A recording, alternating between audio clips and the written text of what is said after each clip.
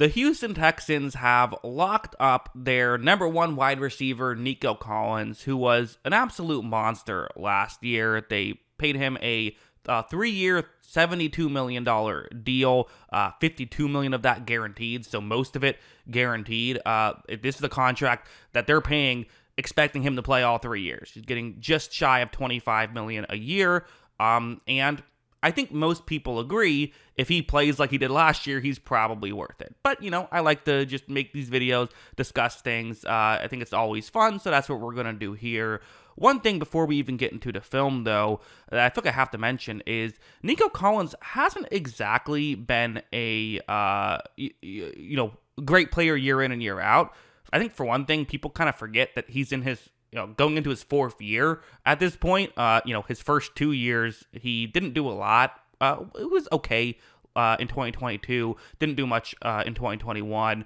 Again, is it fully fair to criticize him for not being able to be too successful with Davis Mills at quarterback?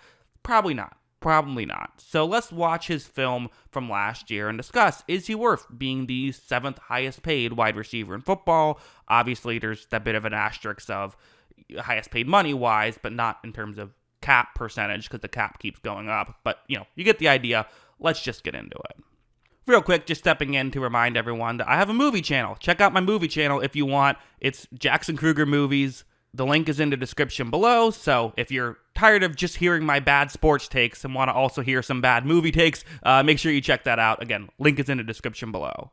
So first, let's start off with something like this, where it's against the Pittsburgh Steelers here, late in the game, admittedly, so maybe the Steelers are playing a bit aggressive, but, Nico Collins has a one-on-one matchup on the outside, and watching some more of his film, really what you notice with Collins is how dominant of a force he is with one-on-ones on the outside. Like, when I do my videos, just a little inside baseball, usually what I do is watch a good amount of all 22 footage, and then when I want to, show you the certain plays, I look on, the broadcast footage.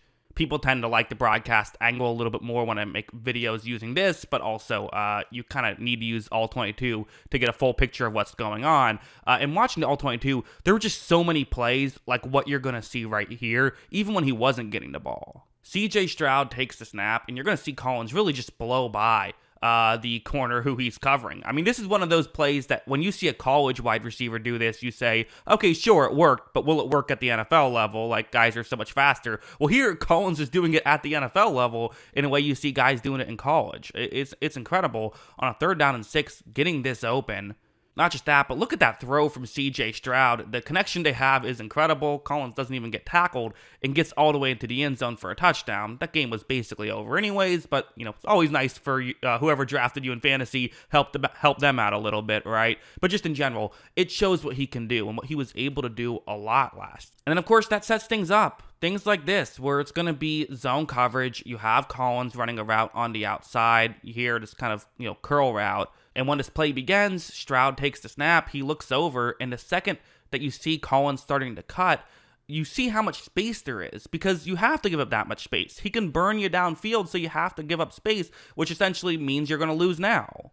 As you see, Stroud makes the throw to Collins. Collins then turns around and picks up kind of a free 1st down right there. It's the kind of thing that I'm not comparing him to this player because he has a lot of work to do to get to this player, but it reminds you of like Julio Jones back in the day, of like there was essentially just no way to cover him. If you tried to play up close with him, he'll run by you. If you try to give him space, then he'll easily take the 5-yard completion and turn it into a 10-yard completion, if not more. That's another thing about Collins, something like this. He's so good at the ball in his hands, and to the point where they would just try to get the ball in his hands like they're doing here with just a wide receiver screen. CJ Stroud takes the snap and is going to flip it to Collins, and there is a Colts defender who is in position where he could maybe make a play, but Collins not just makes that guy miss, makes another Indianapolis Colts player miss, gets to this point where, okay, again, many players might just run out of bounds right here, say, hey, good play, I was able to gain some yards here. But not Collins. Watch him power through a defender, eventually gets tackled, but man, did he gain a lot of yards on that play. This is just the kind of thing Collins is capable of and what makes him such a valuable player for the Texans. And there's also just stuff like this. This is just really impressive in my opinion. It's a one-on-one matchup here, and watch what Collins is going to do when this play begins. So real quick, I'm starting it very quickly. You see him kind of as though he's running straight up. He's going to cut more over the middle, but watch how quickly he does it.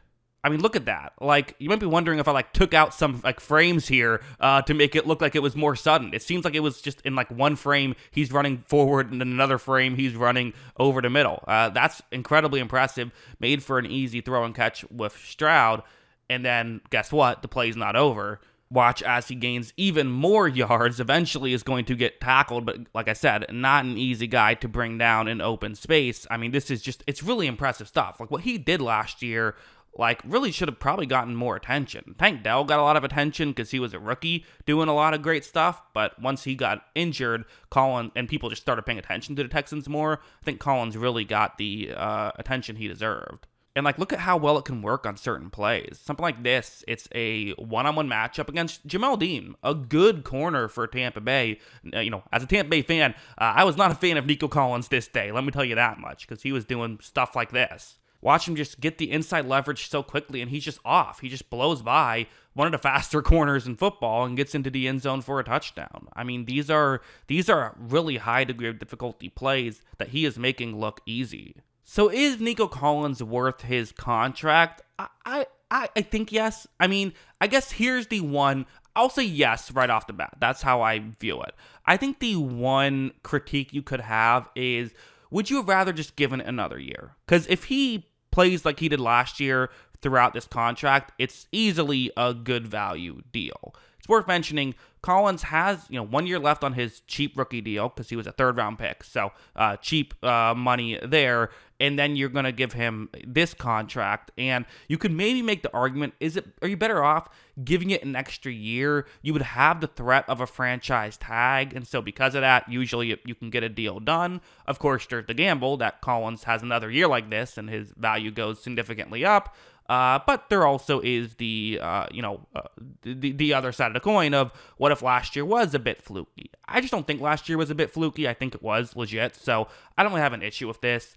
And the other factor you can throw in is Stephon Diggs is essentially on a 1 year deal with Houston, so now you can potentially franchise tag him if you want to, whereas you wouldn't have had that option before. So that gives you that. There isn't really, I'm looking through the free agents, there isn't really another guy you would desperately want to franchise tag other than that, I don't think, unless something pops up.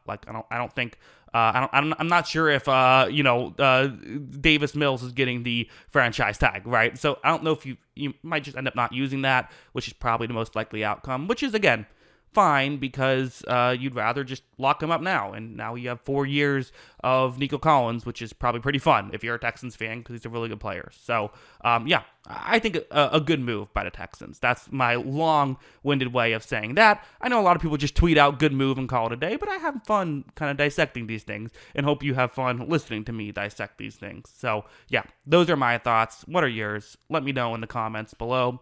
Always love hearing from y'all. And of course, as always, thanks for watching.